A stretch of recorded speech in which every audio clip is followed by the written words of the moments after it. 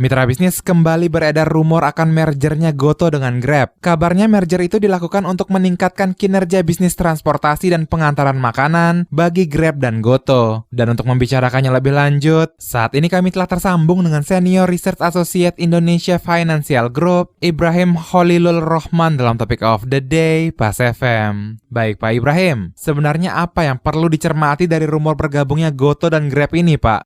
Jadi sebenarnya tidak bisa dipungkiri bahwa Indonesia ini adalah negara dengan size of digital economy yang besar, tentu saja dari segi konsumen. Jadi kalau telah dari report Google Temasek, kita itu growth-nya 12,5% annually dan gross merchandise value-nya besar sekali, mungkin sekitar 125 billion US dollar gitu ya. Tapi sebagaimana layaknya di industri digital, yang terjadi adalah the winner takes all. Jadi akan ada kecenderungan begitu terjadi lock-in di satu dominan player, yang lama akan sedikit demi sedikit akan losing grip. Mereka akan makin tenggelam.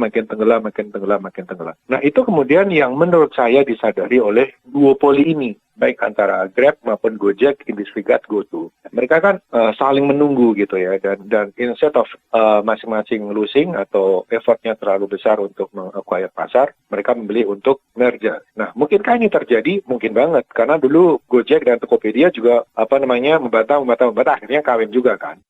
Jadi menurut saya, apakah ini possibility? Yes, it is possible. Apakah ini menguntungkan? Well, depends ya. Of course dari sisi produsen akan membentuk sebuah, kalau merger akan membuat satu size of company yang besar sekali. Apakah pasar akan merespons positively? Well, tergantung juga karena saham GoTo juga not necessarily very progressing gitu ya ketika dilempar ke pasar. Pak, tapi kalau secara hukum bisnis dan persaingan usaha, dua perusahaan besar merger seperti ini dapat dimungkinkan tidak? Seharusnya tidak boleh. Ya, bahkan saya pernah menganalisa sebelumnya, bahkan untuk level Gojek dan Tokopedia dulu, sebenarnya ada beberapa faktor yang memberatkan merger itu. Misalnya ada cross ownership, ada vertical integration, kan satu delivery, satu platform gitu ya. Dan kalau di Indonesia itu dalam satu mata rantai, jadi ada vertical integration, kemudian ada cross ownership tadi saya bilang, sehingga dalam hukum persaingan usaha, dua faktor itu seharusnya tidak boleh. Tapi kita tahu KPPU juga mungkin tidak atau belum memiliki kapasitas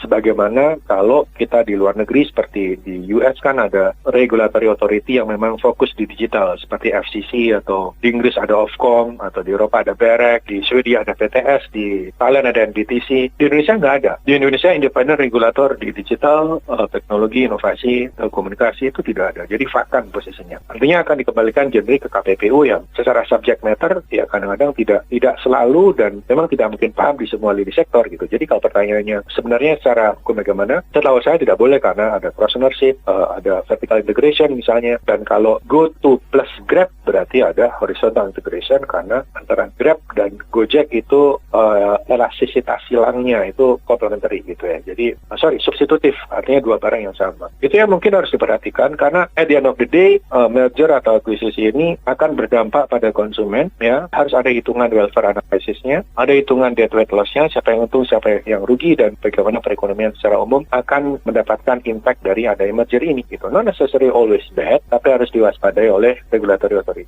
Pak, walaupun isu ini dibantah saat ini, apakah masih sangat memungkinkan kedua perusahaan ini benar adanya akan merger? Always possible ya, di dunia digital always possible gitu. Sekali lagi karena digital ini kan ada network effect ya namanya, network effect, dan at certain point network effect itu akan mulai saturated, mulai melemah gitu ya. Kalau kita theoretically, kalau kita melihat dari division curve ya, Indonesia itu udah mulai beyond peak level. Jadi ketika sudah beyond peak level, masing-masing akan sama-sama berebut tulang, bukan berebut tulang, artinya leftover ya, the laggard of the society, dan itu jumlahnya udah nggak banyak. Siapa sih yang nggak pernah menikmati Grab atau Gojek delivery? Kan almost everybody sekarang ya. Dan dengan market yang saturated ini, kuenya harus dibagi antar dua duopoli ini. Jadi instead of bersaing, mending mereka membuat sebuah kolutif ya. Dan itu memungkinkan mereka bisa bermain dengan harga, price strategy gitu ya. Instead of mereka harus strategi untuk, kita menyebutnya sebagai game theory, akhirnya akan ada satu harga dari satu merger company.